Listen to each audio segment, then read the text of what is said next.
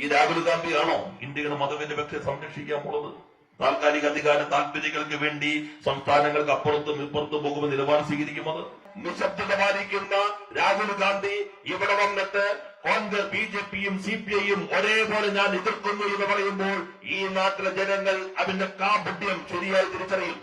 പക്വതയോടുകൂടി ഇന്ത്യയുടെ പ്രതിപക്ഷ മേധാവിയും ഉത്തരവാദിത്വ ബോധത്തോടുകൂടി പ്രസംഗിക്കേണ്ട രാഹുൽ ഗാന്ധി കേരളത്തിനകത്ത് കോൺഗ്രസ് നേതാക്കന്മാരുടെ താൽക്കാലികമായ വികാരങ്ങൾ കടിമപ്പെട്ടുകൊണ്ട് ഇത്തരത്തിൽ നിരുത്തരവാദപരമായി പ്രസംഗിക്കാമോ? പ്രതിപക്ഷ മേധാവാണ് ലോക്സഭയിലെ. എത്രമാത്രം നിരുത്തരവാദപരമായിട്ടാണ് കോൺഗ്രസ് ഇന്ത്യൻ സാഹചര്യങ്ങളെ കാണുകയും ഇടപെടുകയും ചെയ്യുന്നു എന്നതിന്റെ ഏറ്റവും ശരിയായ പ്രതിഫലനമാണ് രാഹുൽ ഗാന്ധി ഇന്ന് കേരളത്തിൽ നടത്തിയ പ്രസംഗം. ഞാൻ ഇങ്ങോട്ട് വരുമ്പോൾ പ്രസംഗം കേട്ടു. അത് ഞാൻ വിചാരിച്ച റിപ്പോർട്ടർ പറയുന്നതായിരിക്കും. CPIഎമ്മിനെയും RSS BJPയെയും എതിർത്തുകൊണ്ട് രാഹുൽ ഗാന്ധി. എന്താണ് വാർത്തയുടെ ഒരു കഷ്ടം കണ്ടത്? എന്ന പ്രസംഗം കേൾക്കാന്ന് വിചാരിച്ചു നേരിട്ട്. അദ്ദേഹം പറഞ്ഞു, ഞാൻ RSSന്റെ ഐഡിയോളജി എതിർക്കുന്നു, ഞാൻ CPIഎമ്മിന്റെ ഐഡിയോളജി അതേ ശ്വാസത്തിൽ പറയുകയാണ്. BJPയുടെ RSSന്റെ ആശയത്തെ എതിർക്കുന്നു, CPIഎമ്മിന്റെ ആശയത്തെ എതിർക്കുന്നു എന്ന് രണ്ടും ഒരേപോലെ കണ്ടുകൊണ്ട് കോൺഗ്രസിന്റെ മേധാവ് രാഹുൽ ഗാന്ധി പറയുകയാണ്. ഈ രാഹുൽ ഗാന്ധിയാണോ ഇന്ത്യയിൽ BJPക്കെതിരെയുള്ള വിശാലമായ സമരവിനയുടെ ഏറ്റവും സജീവമായ ഘടകമായി നിന്ന് പാർലമെന്റിൽ പ്രതിപക്ഷത്തെ ആഗമയിക്കുന്നത്? ഡൽഹിയിൽ നിങ്ങൾ എങ്ങനെ പറയോ? ബീഹാറിൽ നിങ്ങൾ എങ്ങനെ പറയോ? തമിഴ്നാട്ടിൽ നിങ്ങൾ എങ്ങനെ പറയോ? ഇന്ത്യയിലെ മറ്റ് സംസ്ഥാനങ്ങൾക്കകത്ത് നിങ്ങൾ എങ്ങനെ പറയുമോ? ഇന്ത്യയിൽ BJPക്കെതിരെയുള്ള പോരാട്ടത്തിന്റെ ഏറ്റവും ശക്തമായ ഘടകമായി എണ്ണത്തിലുള്ള വലിപ്പത്തിനേക്കാളും ആശയത്തിന്റെയും രാഷ്ട്രീയത്തിന്റെയും കരുത്തുകൊണ്ട് ആ പ്രവാഹത്തെ ദിശാബോധം നൽകുന്ന ഇടതുപക്ഷ പ്രസ്ഥാനത്തെ അഭിനയിക്കുന്ന CPIഎമ്മിന് BJPക്കും RSSനും ഒപ്പം ഒരേപോലെ എതിർക്കുന്നു എന്ന് എങ്ങനെ രാഹുൽ ഗാന്ധി കോൺഗ്രസ് നേതാവ് പറയാൻ കഴിയുന്നു? ഇതാണ് കോൺഗ്രസിന്റെ ദൗർബല്യം. വാളയാർ ചുരം കടന്നാൽ പിന്നെ എങ്ങനെയെങ്കിലും CPIഎമ്മിനെ എതിർക്കുക എന്ന ലക്ഷ്യത്തിലേക്ക് കോൺഗ്രസ് ചുരുങ്ങും.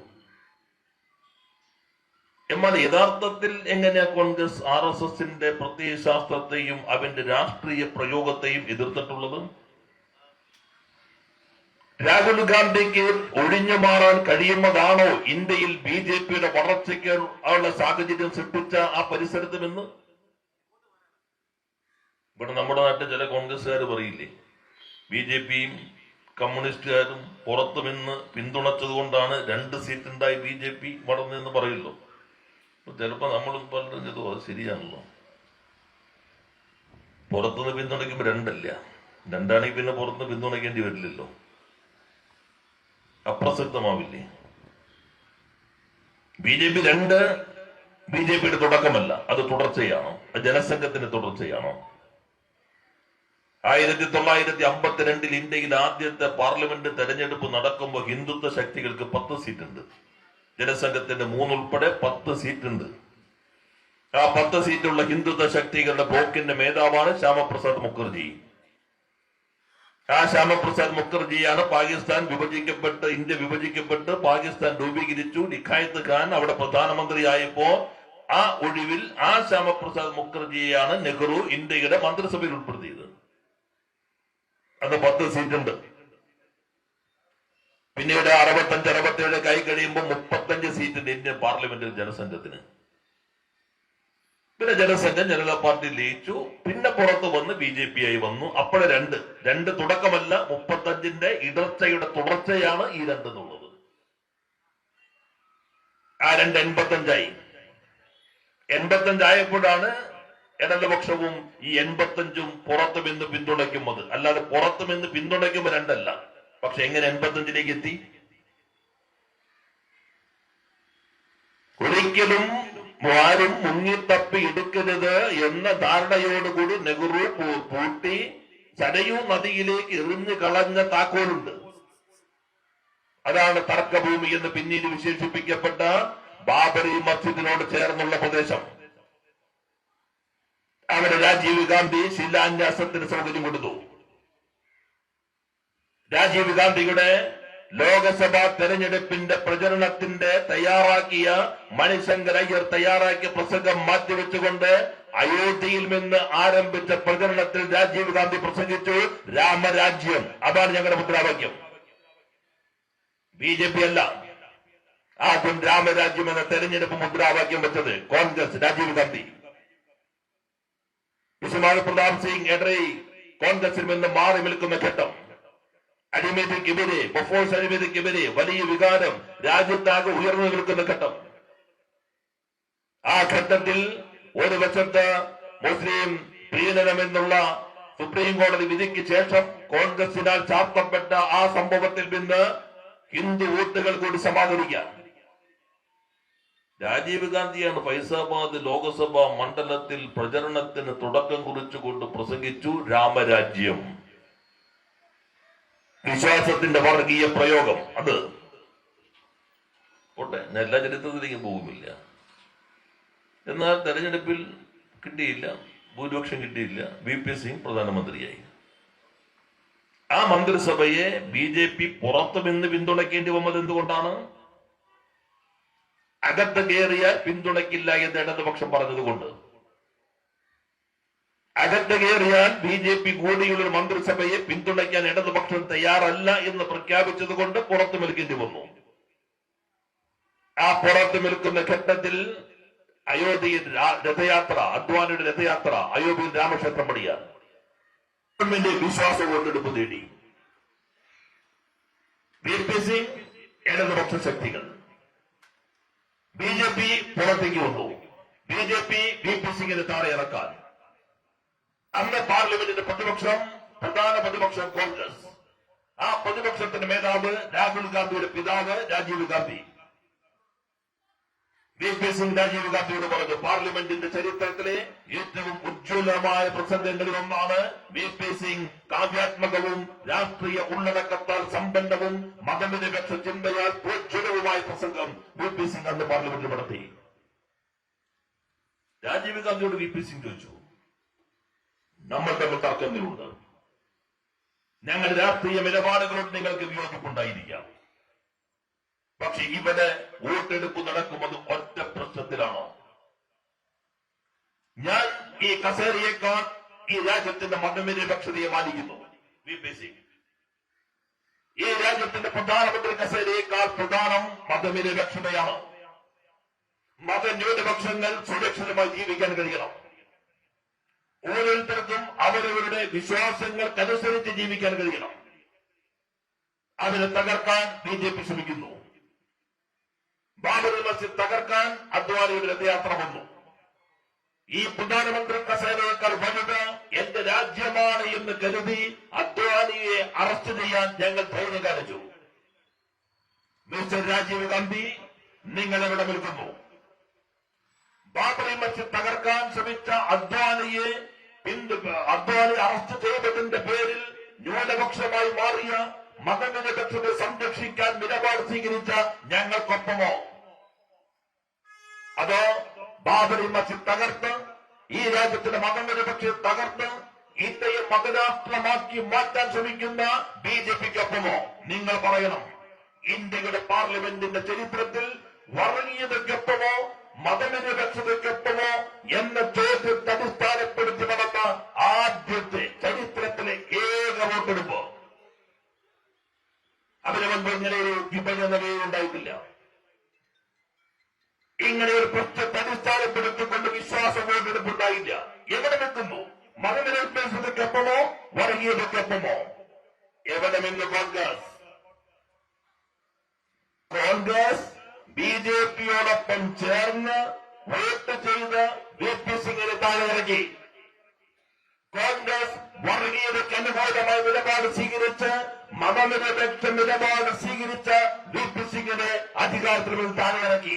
ഇതാണ് ഇന്ത്യയിൽ BJPയുടെ വളർച്ചയ്ക്കുള്ള പരിസരം സൃഷ്ടിച്ചത്. അല്ലാതെ പുറത്തു നിന്ന് ആര് പിന്തുണച്ചു കൊണ്ടതല്ല. ഇന്ത്യയുടെ പാർലമെന്റിന്റെ ചരിത്രത്തിൽ വർഗീയ വർഗീയതയ്ക്കൊപ്പമോ മതനിരപേക്ഷതയ്ക്കൊപ്പമോ എന്ന ചോദ്യത്തെ അടിസ്ഥാനപ്പെടുത്തി നടന്ന വോട്ടെടുപ്പിൽ വർഗീയതയ്ക്കൊപ്പം BJPയോടൊപ്പം ചേർന്ന് വോട്ട് ചെയ്ത രാഷ്ട്രീയ പാർട്ടി കോൺഗ്രസ്. ഇപ്പൊ ഞാൻ പറഞ്ഞു വന്നത്, ഈ ചരിത്രഘട്ടത്തിൽ BJPക്കൊപ്പം വോട്ട് ചെയ്തവരാണ് കോൺഗ്രസ്.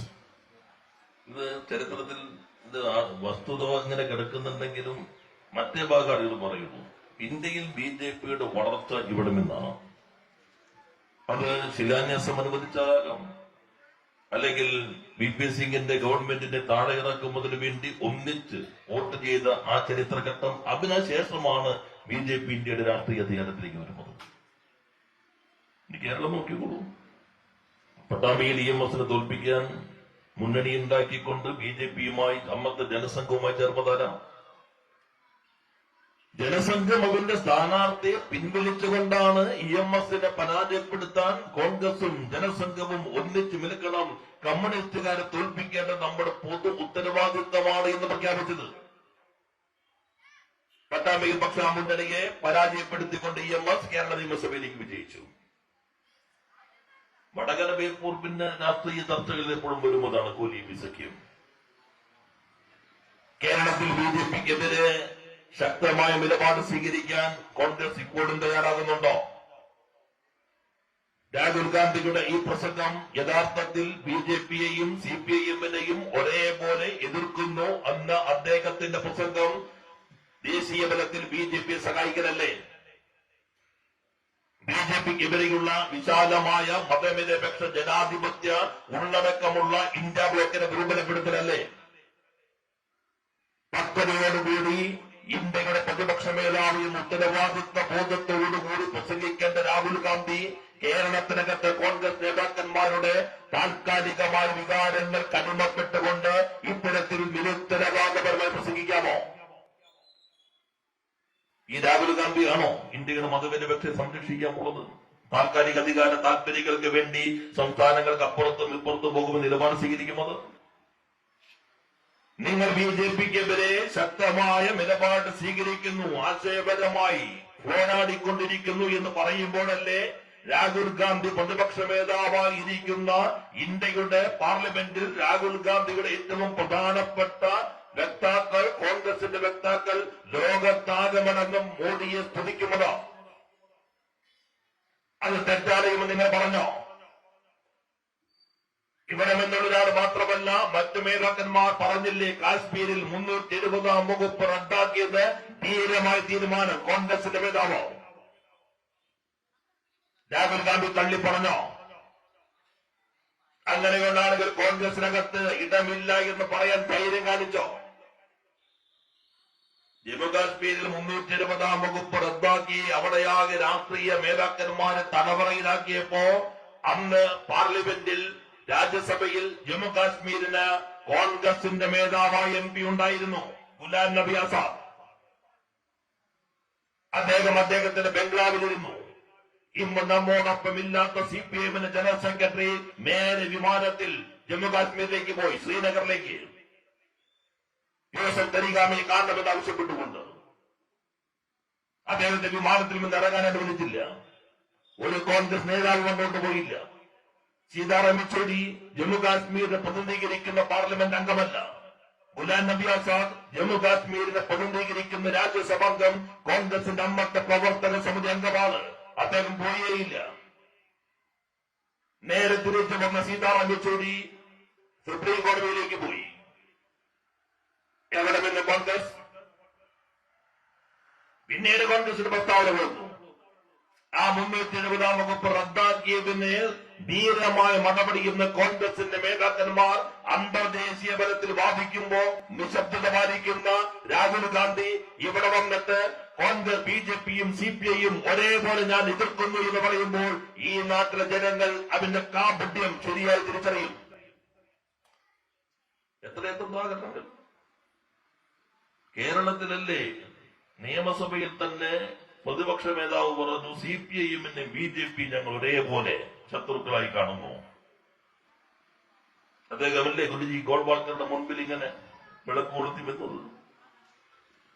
കേരളത്തിൽ RSS ശാഖകളെ സംരക്ഷിച്ചു എന്നത് അഭിമാനപൂർവ്വം പറയുന്ന ഒരു പ്രസിഡന്റ് ഉണ്ടായ പാർട്ടിയുടെ അഖിലേന്ത്യാ മേധാവല്ലേ ഈ രാഹുൽ ഗാന്ധി. എന്നിട്ടാണ് നിങ്ങൾ BJPക്ക് ഇവർ പൊരുതുന്നത്.